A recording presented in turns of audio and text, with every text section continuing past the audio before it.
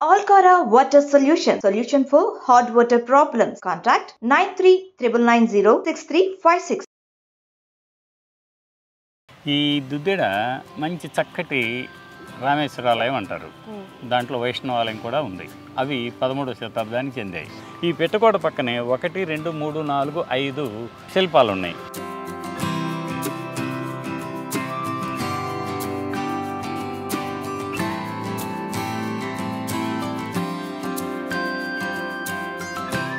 ఈ శిల్పాలు ఏమిటంటే, ఒకటి ఇది అమ్మవారిది అన్నమాట, అది కూడా అలాగే ఉంది.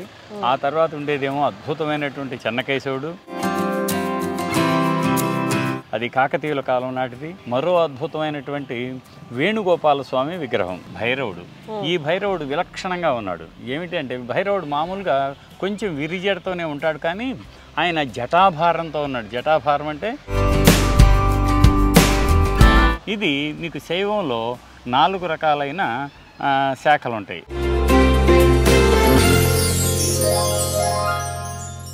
సార్, సిద్దిపేట జిల్లా దుద్దాడకి తీసుకొచ్చారు మమ్మల్ని. కానీ గుడికి వెళ్ళే ముందు రైట్లో చూస్తే బయటే ఆల్మోస్ట్ ఇంకా పక్కనంతా చెత్త ఉంది. దాని పక్కనే మనకి మంచి మంచి శిల్పాలు కనిపిస్తున్నాయి సార్. ఏ శతాబ్దానికి చెందినవి సార్? వీటి ప్రాముఖ్యత ఏంటి? అవునవును, ఈ దుద్దిడ మంచి చక్కటి రామేశ్వరాలయం అంటారు. దాంట్లో వైష్ణవాలయం కూడా ఉంది. అవి 13వ శతాబ్దానికి చెందాయి. లోపల మళ్ళీ ఒకటి మనకొక జైన విగ్రహం కూడా ఉంటుంది. అదేమిటో లోపలికి వెళ్ళిన తర్వాత చూద్దాం.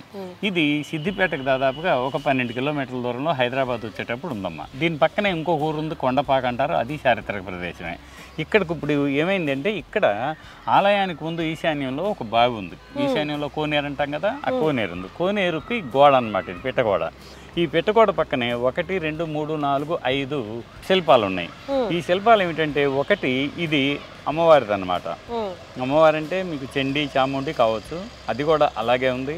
ఆ తర్వాత ఉండేదేమో అద్భుతమైనటువంటి చెన్నకేశవుడు. ఎంత అద్భుతంగా ఉందో చూడండి. అది కేవలం అది కాకతీయుల కాలం నాటిది.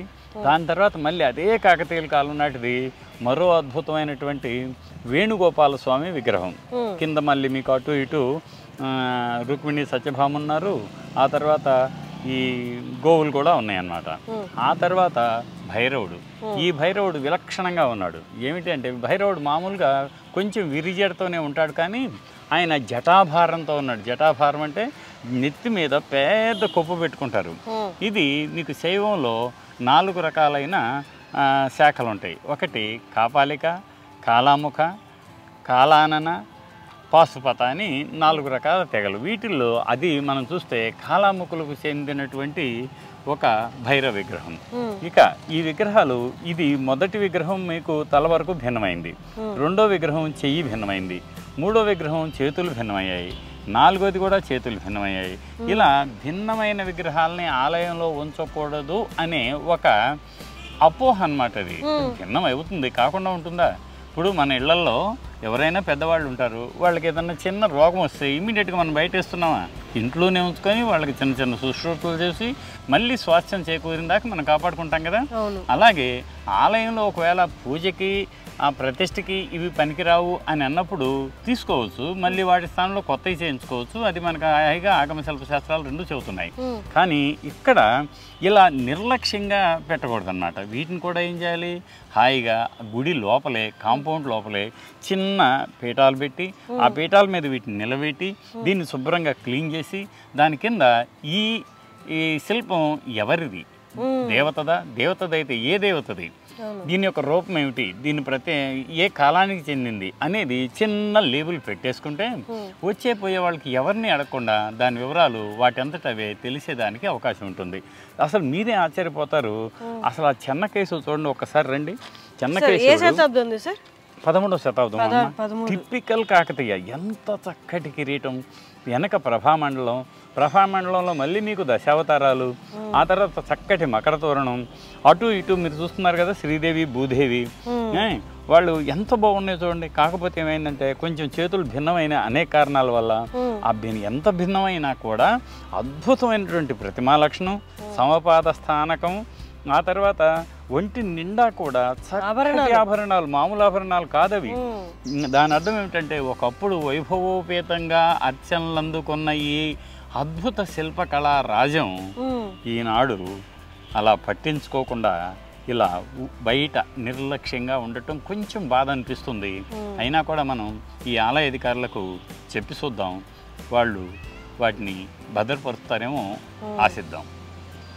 ఆభరణాలు కూడా చూడండి సార్ ఎంత చక్కగా చెక్కారు. చాలా చాలా హాయిగా ఉన్నాయి. ఎంత డీటెయిలింగ్ చూడండి, ఆ పాదాలు గోర్లు కూడా ఎంత డీటెయిలింగ్. అవునవునవును. ఇప్పుడు ఈ భైరవుడిని చూడండి, మీరు మామూలుగా ఏమంటారంటే భైరవుడికి కపాలమాల, ఒళ్ళంతా కపాలమాల, ఉదరబంధం నాగం, మళ్ళీ పైన హాయిగా అవి అక్కడ కూడా కపాలమాల, చేతిలో ఢమరకం, అటుపక్క ఆశ్చర్యం ఏమిటంటే దాన్ని ఏమంటామంటే అది శూలం అనమాట, ఇది ఢమరకం. నెత్తి మీద మాత్రం మీకు మళ్ళీ నాగ పాముతో అలంకరించబడినటువంటి జటాభారం, ఆయనకి వృత్త మకర కుండలాలు 2 కూడా ఉన్నాయి ఆయనకి. అలా సో ఇది ప్రత్యేకత సంతరించుకుంది. ఇది మనకి చెట్టు కింద చక్కటి రావి చెట్టు ఉంది, రావి చెట్టు కింద అరుగు ఉంది. ఈ అరుగు కింద మీరు చూస్తే మళ్ళీ కాకతీయుల కాలం నాటి యోనిపీఠం ఉన్నటువంటి శివలింగం. యోనిపీఠం చూశారు కదా, ఎంత అద్భుతంగా తీర్చిదిద్దారు.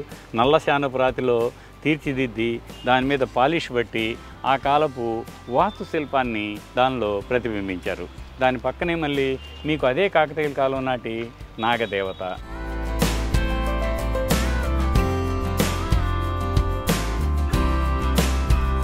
ద్వారపాలకులు కనిపిస్తున్నారు. ఎవరు సార్ వీళ్ళిద్దరు? వీళ్ళిద్దరు దిండి ముండి అంటారు, శివుని ద్వారపాలకులు. అయితే వీటికి రంగులు కొట్టారు. ప్రతి సంవత్సరం ఏం చేస్తారంటే ఆలయానికి సున్నాలు వేయటం ఇవన్నీ చేస్తారు కదా బ్రహ్మోత్సవాల్లో. ఇలా బ్రహ్మోత్సవాలప్పుడు వీటికి ఇలా రంగులు వేయటం వల్ల ఏమవుతుందంటే ప్రాచీనతని కోల్పోతున్నాం. అది ఫలానా శతాబ్దంది అని మనం చెప్పలేము. కాబట్టి మనం ఏం చేయాలంటే ఈ ఆలయ అధికారులకి ధర్మకర్తలకి ఈ రంగులు వేయకుండా ఉండమని మనం విజ్ఞప్తి చేద్దాం. ఇది ఒక చక్కటి శాసనం. ఈ శాసనంలో కూడా రంగు వేయటం వల్ల మనకు అక్షరాలన్నీ పూడుకుపోతున్నాయి. తద్వారా ఏమవుతుందంటే కాకతీయుల కాలపు శాసనంలో ఇలా రంగు వేయటం వల్ల వివరాలు తెలియకుండా పోతున్నాయి. వీటికి కూడా రంగులు వేయొద్దని విజ్ఞప్తి చేద్దాం. ఈ శివాలయం ఆ పక్కనే విష్ణువాలయం ఉన్నా ఇక్కడ మనకు ఆశ్చర్యం ఏమిటంటే పార్శ్వనాథుడు అంటే మీకు 23వ జైన తీర్థంకరుడు ఉన్నాడు కదా ఆయన. దాని అర్థం ఏమిటి? ఈ దుద్దెడ కేవలం శైవానికే కాక వైష్ణవానికే కాక జైన మతానికి కూడా ఆలవాలమని తెలుస్తుంది. ఈ విగ్రహానికి కూడా వాళ్ళు ఏం చేశారంటే రాను నల్ల రంగు కొట్టేశారు. అసలు ఒరిజినల్గానే అది నల్ల శానపురాతిలో అద్భుతంగా నగీషిగా తీర్చిదిద్దినటువంటి అద్భుతమైన విగ్రహం. ఈ విగ్రహానికి కూడా ఇలా రంగులు కొట్టడం వల్ల దాని ప్రాచీనతకు భంగం వాటిల్లటమే కాక అది ఏ శతాబ్దంలో చెక్కింది అన్న విషయం మరుగున పడిపోయే ప్రమాదం ఉంది.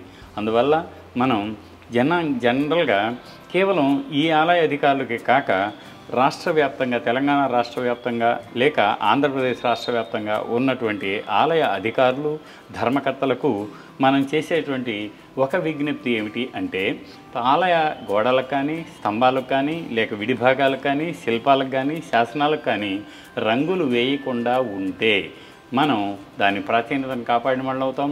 ఆ వారసత్వాన్ని ఒడిసి పట్టుకొని భావితరాలకి అందించిన వాళ్ళం కూడా అవుతాం.